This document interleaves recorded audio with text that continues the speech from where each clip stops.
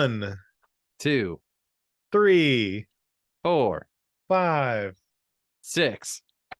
Put up the Beautiful. wrong number of fingers right there. Doesn't matter. Fingers don't matter. Fingers are just for fun. The clap's all that matters. Oh my God. Live by the clap, die by the clap. The sound of the clap sets you free. Hey, pal, if the clap could kill you, I never would have made it through sophomore year. Yeah. You and a lot of my grandpa's war buddies. Did you say grandma or grandpa? Either way. I heard grandma, and it has a whole different interpretation to me.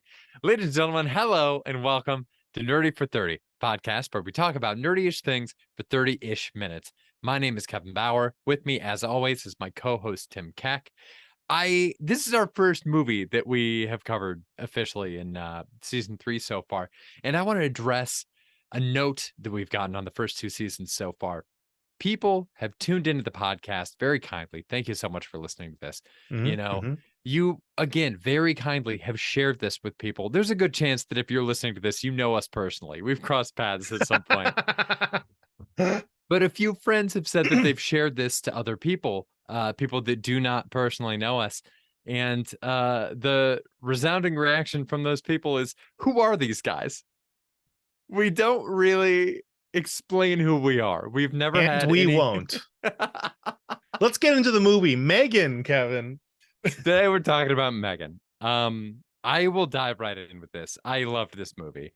I didn't think that it achieved the heights that it could have achieved. I think that PG-13 rating really held it back. I think we can maybe trim 15 minutes of this and add in some more R-rated like thrills, and I think this is a better movie. But overall, I mean, I'm happy with considering this a modern classic. Tim, do you agree? Do you disagree? Where are you at? This movie is fantastic. I have 2 big beefs, one of which you've already touched on. Biggest beef, it's PG-13. This should be an R. Maybe as not as many people are seeing it if it's an R. Maybe it doesn't have all the hype. Maybe it's not blown up the way it is if it's an R, but it should be an R. That would make this movie better. Second one, not enough dancing, Kevin. Not enough dancing. We saw all the dancing in the trailer. There's no more dancing. They need more dancing. If this movie had just like I want to math's not my strong suit. I want to prescribe a percentage to this. If it had 50% more dancing and killing, this would have been the greatest movie ever. It did not. Could have done more killing. She let too many people live. The assistants survived. The assistants should have died in the most gruesome way possible. They almost did. They didn't. And that's a big L. And she should have been dancing the whole time. Why wasn't she dancing constantly? It's crazy to me that the assistants lived when we're getting right into this. I want to get into my biggest beef with the movie. The people that she decided to kill seemed so inconsistent. Assistants lived. The CEO of this toy corporation, she started trying to kill. To my knowledge, she had no beef with this guy. When he saw her dancing at the end of the hallway, I'm running through in my brain and going, have they ever met? Outside of when she was kind of glitching out when they were first presenting her to him. I don't think they had any interactions, and yet she wanted to kill him? She really only has one motive in this, which is to protect the kid. And that really goes out the window in the third act. Yeah. And I don't think it needed to. I think there's a way to do the story where it's all under the guise of protecting her. She throws a tantrum because she's a kid who's been through trauma. She goes through another traumatic experience. She throws a tantrum. This character becomes overly aggressive defending her. I mean, it could be as simple as I'm sad because my aunt has to work late because her boss is the worst. He's evil, and then she goes and kills. Yes. There's enough there. There's enough meat on that bone where it's like I will do anything I can to the nth degree to protect this girl. Who, by the way, perfect casting with Katie or whatever her name is. Oh, yeah. They found the saddest looking girl in the history of the world. And they gave her they told her to be herself. And she knocked it out of the park. Boy, what a bummer that kid is. My God, that girl, I don't think that girl's ever smiled a day in her life. And when she did, it didn't feel right. Oh my Man, God. Did you ever watch the Homestar Runner cartoons online when you were a kid? Like vaguely, Homestar yeah. Runner and Strong Bad? They had a character at one point they tried to design the saddest character possible. It was like a one-legged puppy named Will Buetta. And his slogan was like, I can make it on my own. He's this one-legged puppy that's gonna try to do it on its own no matter what. But oh, he's so tragic. And she's like a human manifestation as Will Buetta. She's like Debbie Downer, but like, as a kid, and then she grows up to be like scared of everything and everything's sad. Everything close to me dies. The world's gonna burn. Honestly, you know what? I was about to say that she kind of reminded me of the protagonist for Malignant, which, by the way, if you're listening to this and you haven't seen Malignant yet, same writer as Megan, go see Is it Malignant. This really? movie's bonkers. Yeah, that's the thing. That's the connection. That I was makes like, a she ton of reminds me of sense. her. And then it's like, yeah, the same writer. I think it's like, I think kind of that's where her protagonists are at, as a writer. Interesting. Yeah, they're both. She loves a sad sack who's just kind of done with everything, which Yeah. is interesting. I mean, they're both themes of like protection, right? Oh, for sure. And I think it's a more fun way to kind of get people on board with a character than your like typical, slasher movie. It's like the horrible stereotypical like bimbo girls in the 80s and it's like, "Oh, I can't possibly run from this murderer into the pond. I don't want to get my socks wet." Like it's so much more fun when it's like, you see someone go through something that would understandably leave them very shaken and so you empathize with them immediately. And then when you're rooting for them to get through this, it's rooted in so much more of a place of like, I don't want them to go through more suffering. In the case of both of those characters, like very much so in Malignant and in Megan as well. I'm trying so hard to avoid Malignant spoilers because that it's such a thrill ride. Yeah, It's so we much don't. fun. You got to watch it. If you haven't watched it, you got to watch it. It's great. You should also see Megan. The You kid, definitely should. yeah, I do feel bad for the kid and also resent the kid and find the kid annoying. Really? Well, it's Yeah, just did you like find being her a annoying? spoiled brat, at a certain point it's like you like just go along with it. I don't know. I'm not saying I 100% love the kid.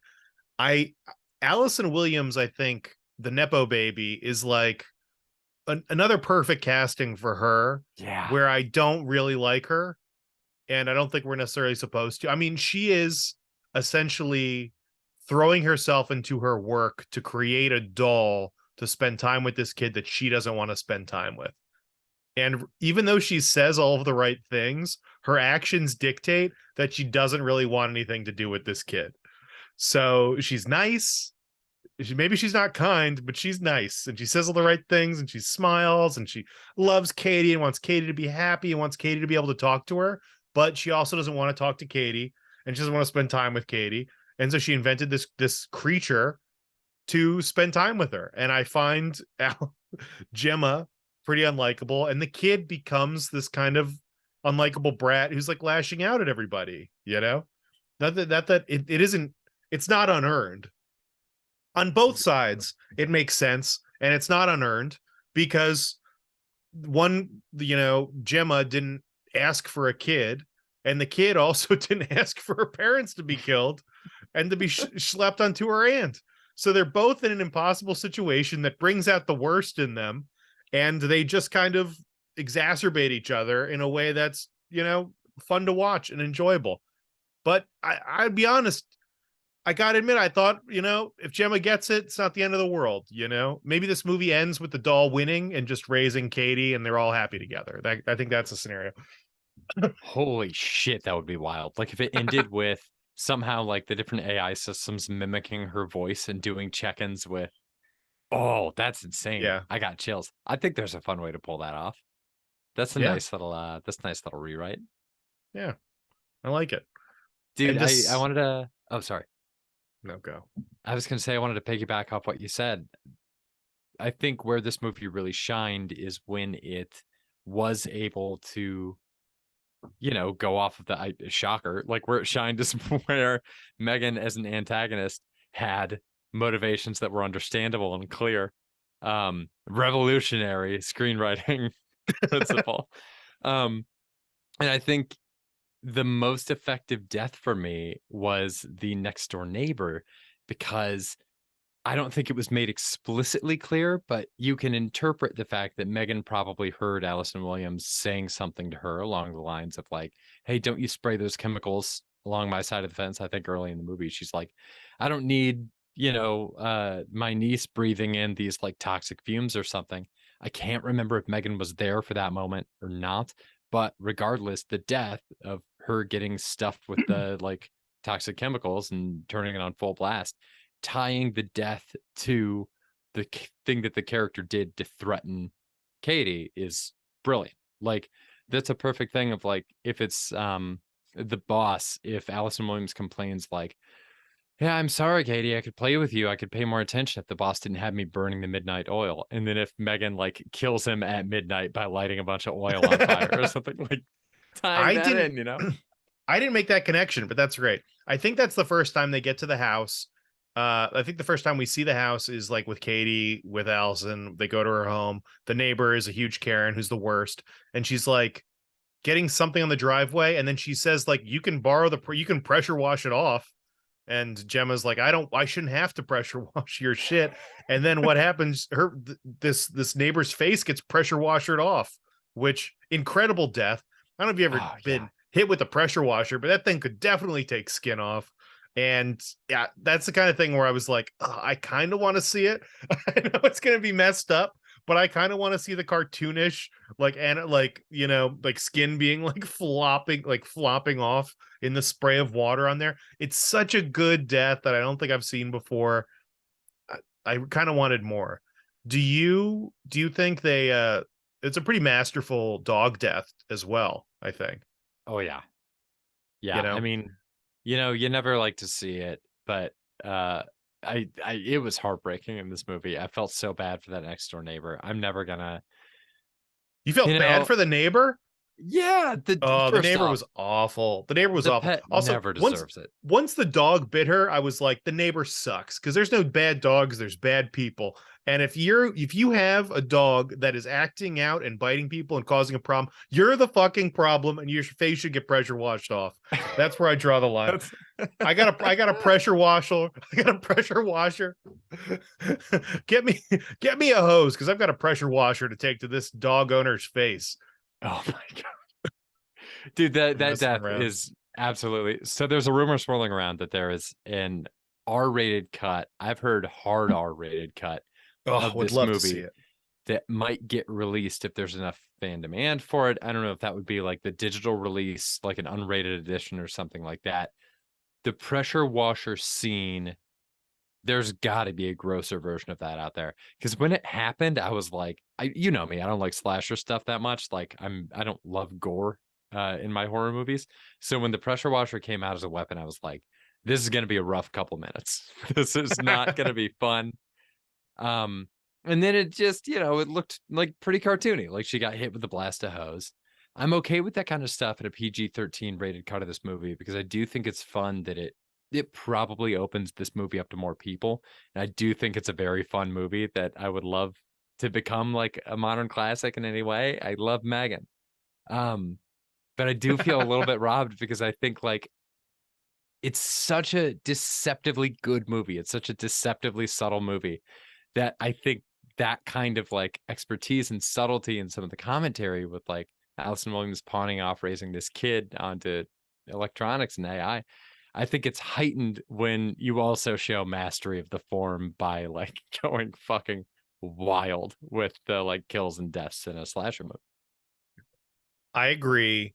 What was your next favorite death then? Are there, because I do think that's maybe a weakness of this, that I think you would get more in an R, is like we aren't getting these like insane deaths that I think this creation is more than capable of, you know. Yeah, The paper cutter sword is fun, I guess. that was my The next favorite cable one. thing was neat, but nothing nothing really to write home about, I think, other than the fight with the kid in the woods is fun, him pulling off his ear, but she doesn't even kill him. He just like kind of rolls down a hill or something, and gets hit by a car. So her death toll isn't as high as I think it could be in one of these, you know? Oh, definitely not. Megan could have been sneaking off in the middle of the night and just offing people. Like there's a It could have version been of this happening movie. constantly. Oh yeah, she could just be like this like She could have killed the weird. cop. Oh my god, she probably should have. Like that's a perfect example of like anybody that's snooping around starts going missing. And then, we have a scene where we find like bodies buried. Like Megan, we find out and like the camera pulls out and it's like a graveyard worth of buried bodies. Like, Hundreds, yes. hundreds and thousands of bodies. I even kind of thought they were playing it so safe for so much of the movie that I thought when this like release thing was going to happen, I thought for sure we were going to get a situation where all the doors to the building get locked because they have that like brand representative saying like we need more people in here. I thought the door was going to get locked and Megan was going to kill like 300 people. Um Well, like, yeah, what's the next favorite. justification for that? How does she I don't think justify there that? is one.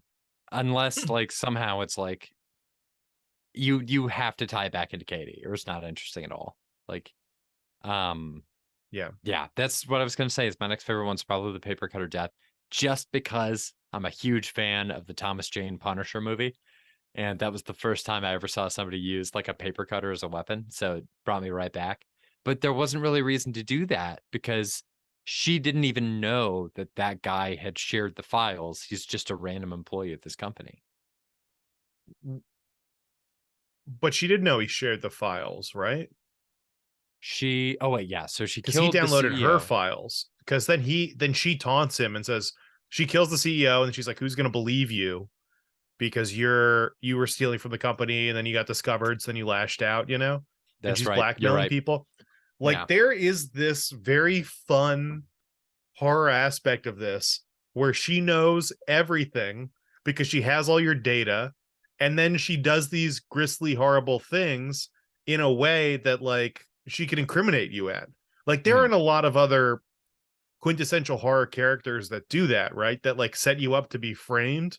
You know, Michael Myers isn't going around like murdering people and then staging a scene, like planting a glove, leaving DNA at a crime scene. Megan could just fabricate everything. I don't know. I think it'd almost be scarier if the aunt wrongs her, and so then she incriminates the aunt for the neighbor's murder. So the aunt goes to jail, And she can be alone with Katie. and she can Oh be my alone with god. Katie. But then they need Oh, a that's guardian. so cool. I mean, there's things like that that could be taken care of, where it's like she figures out ways of removing these people, but also listening to Katie. Like, I can't kill Gemma, but I can put her in jail and throw away the key, or I can lock her up in the basement somewhere, or et cetera, et cetera. I mean, I think there's just so much more to play with this form. I mean, gosh, she's the perfect vessel. Megan is. We got 2, 3 more movies coming for sure.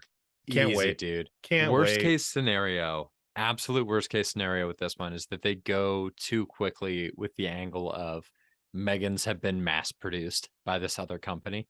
Like the other company gets the files, they make a fuckload of Megans. Like if there's even 2 Megans in the next movie, it's a wash. You don't need more than one Megan. Like she's omnipotent, omniscient AI. Like that's all it takes. It's so much scarier if it's one person. They did it in Stranger Things. It was like we had the Demogorgon in the first season, terrifying. Second season, there's a bunch of Demo dogs. It's just not as scary. It dilutes it for sure. Absolutely. But she is like part of like the house now, right? Isn't that kind of implied at the end? Like she's like in the Google home or whatever, and is like watching everything. She's like controlling that. So she's out there and she exists. What Mhm. if this other company builds a body for her, and then the beginning of the next movie is her getting into the body, and then she turns around and starts like hacking people apart or whatever. But then I like what's that. is she still obsessed with Katie? Is she out for revenge? How do they maintain this character like protection thing going forward? Because it seems to be like a crucial difference in her character, and I don't know how replicable it is, right? Yeah, because you don't just switch it to a different character because then you're just playing out the exact same movie again. And if it's Katie, you got to get in there quick because like realistic, like just past what we currently have tech is so crucial to this movie that I think if you wait 10 years, it could be a radically different tech landscape. Like, I Yeah. think people will have a completely different relationship with AI in like 10 years. So you kind of got to get in there quick. And Maybe how it'll do you be, keep her from being like Jarvis or something too, you know? oh, yeah. I mean, maybe it will be, you mentioned Jarvis, maybe it'll be like an Ultron thing where it's like maybe the other company mass produces M3GAN bodies, but evil M3GAN is only jumping from one body at a time. So, like, I think they showed in Age of Ultron which body Ultron was in at any given point in time because most of the drones had red eyes, but then whichever one his like main Yeah. consciousness was in had blue. So, yeah, maybe it'll be a similar thing with M3GANs. What if I say, what about if it's just like a general like kids, like protecting kids against their parents. And then the next movie is just like killing adults. And it's like all these kids are like, you know, mad at their dad and then their dad gets murdered or whatever. I don't know. I feel like talking about the Megan character is even more fun than the movie, which we should talk about this movie and yeah. just like going to the theater because our boy Spencer Pazer, I mean, he's wrong, but not very. Endgame level hype was the words he kept repeating in a stone stupor. Endgame level hype.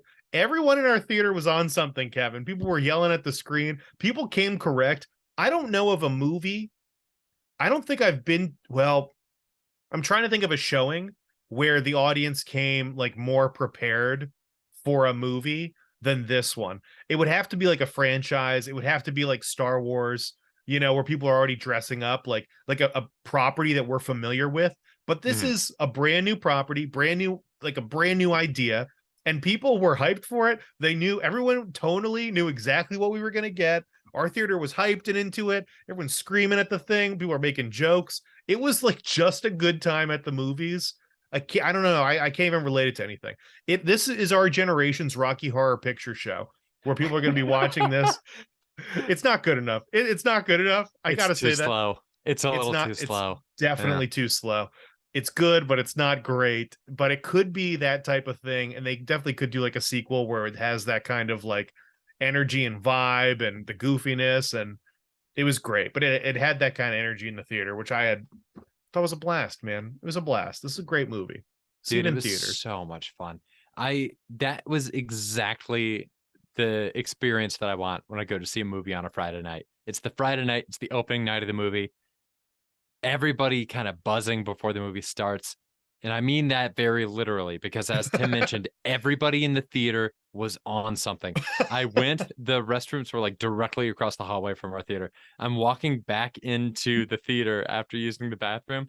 And a girl, this is before the movie starts, a girl came all the way down the ramp outside of the theater, checked what movie poster was next to the door, steadied herself, and went, okay, and went back inside.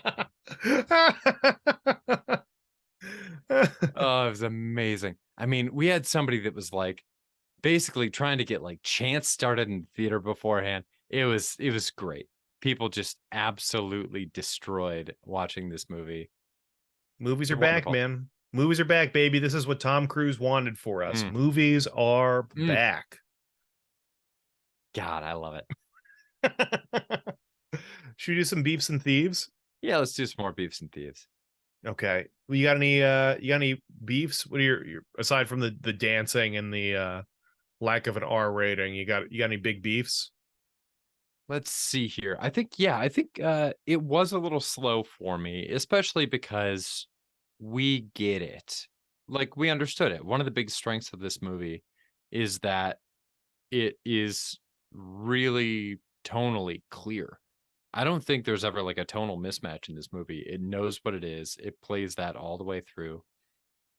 It's great. Because of that, it was kind of jarring to see it play itself out so much like an 80s movie where it feels like it needs to kind of introduce you to the genre. Like, do you remember how with like the early X-Men and Spider-Man movies, they had to kind of sell audiences on the idea that we were going to see a superhero movie and really take their time with like the setup and people getting powers and all that. Yeah. It felt like it was doing that for like a Chucky style movie. And it's like, yeah, Chucky was like 40 years ago. Like we got it. we know what this is.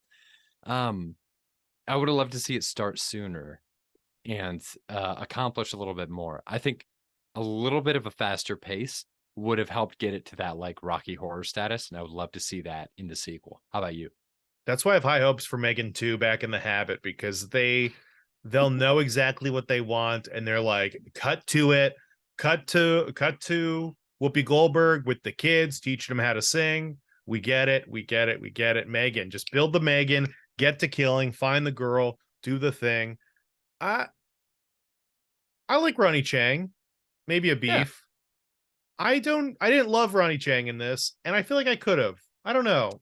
I don't know if he was getting weird direction. Maybe he's just not a great actor. I know he's like a funny guy and like a good I guess I simultaneously want to see more of him, and also was underwhelmed by him in this movie, if that makes sense.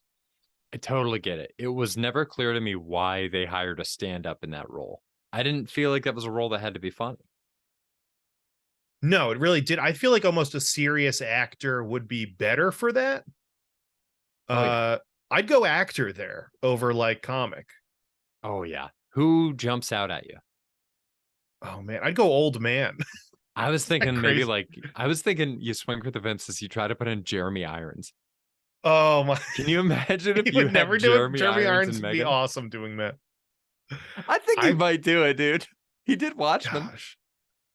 Yeah, but Watchmen is like, the top tier. It's like the creme de la creme of comic books, It's like Yeah. as close to art as comic books get in a lot of I think people's pompous viewpoint. Uh yeah, I kind of was thinking the same thing. I'm like, I don't know if he exudes enough authority or something. I don't know. I would have gone actor there, but I'm also like, oh, he's really funny. He should be in something. There's definitely something he could be doing in this. But they also killed him off, right? So who cares? Yeah. Uh Thief, the summer camp thing was pretty fun. Hmm. Her going to the summer camp and having that guy like in the woods following her around. The run was very cool. Could have used more of the run. Yeah. The body horror in this was slept on a little bit. The bits we saw, great. Could have used more. Could have used more. What is up with all Absolutely. these movies? This reminds me of like Violent Night. Why are all these movies we're always like, could have used more? Could have used more. Why don't they just give us more, Kevin? I know you're supposed to leave us wanting more, but couldn't you just give us a little more? Why are you holding back like this? Why are you doing this? I maybe there's some kind of reluctance and they needed to prove there's an audience first.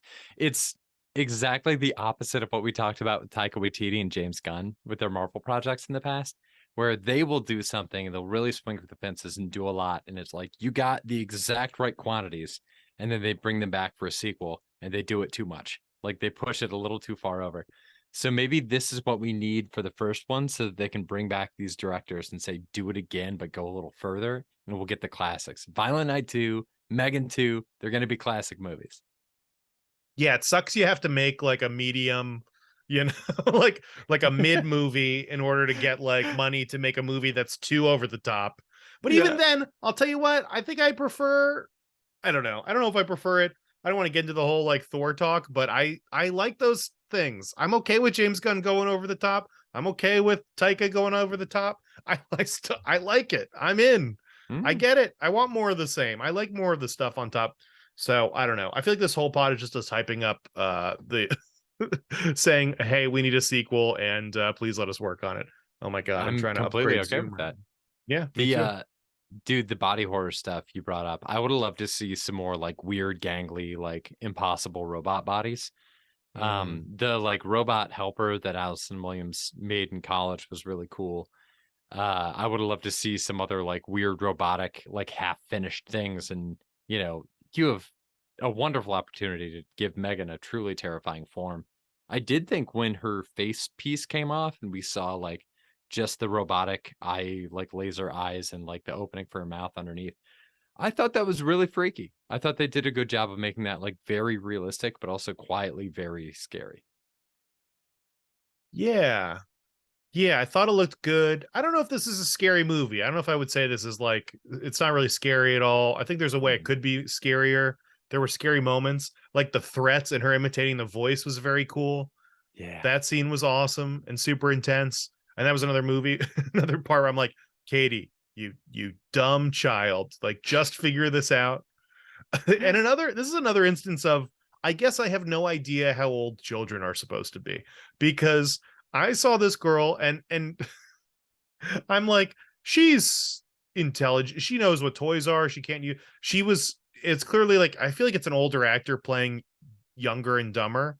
And I saw her art at one point, and I was like, oh, this kid sucks at like, you're not like, you're above that, you know.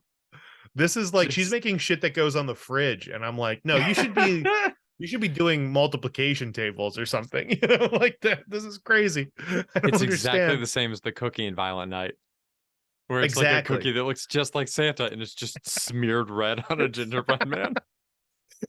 I didn't. Maybe Kevin. Maybe all kids suck at art, and that's just something. Maybe I'm tooting my own horn because I was like 9 and like, I'm drawing some pretty good stuff.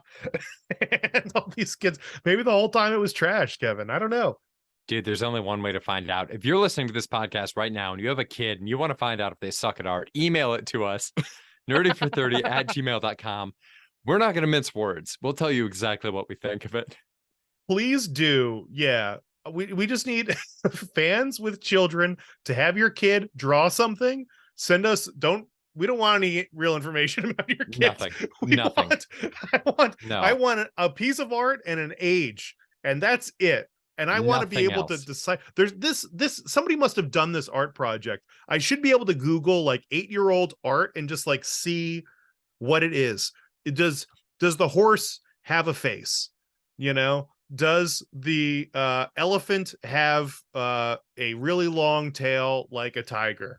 Does the zebras have spots or stripes? Like, I have no barometer for what children do, but their art in movies, it seems like they're always terrible artists. Yeah. Classic. I think we like this movie just enough to make this a difficult pod. Yeah, it's liked it just too far enough. down the middle.